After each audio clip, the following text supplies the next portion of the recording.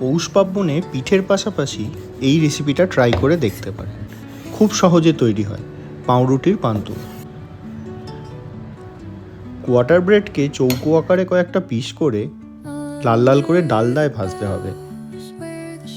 ডালডা এই কারণেই বললাম, তেলে ভাজলে কিন্তু সেই ক্রাঞ্চি ব্যাপারটা আসবে না। পাউরুটি ভাজা হয়ে গেলে পরের স্টেপে চিনির পাতলা রস তৈরি করতে হবে। 1 কাপ জলে 70 থেকে 100 গ্রাম চিনি আর 2-4 পিস ছোট এলাচ দিয়ে জল ফুটতে দেবো। রস তৈরি হয়ে গেলে গরম অবস্থাতে ভেজে রাখা পাউরুটির ওপর আস্তে আস্তে ঢেলে দেবো। এখানে খেয়াল রাখতে হবে পাউরুটি যতটা রস অ্যাবজর্ব করতে পারবে ততটাই রসের প্রয়োজন, তার বেশি নয়। এরপর দুধের স্বর আর কিশমিশ দিয়ে ডেকোরেশন করলেই রেডি আমাদের পাউরুটির পান্তুয়া। ট্রাই করে অবশ্যই দেখবেন, ভালো লাগবে।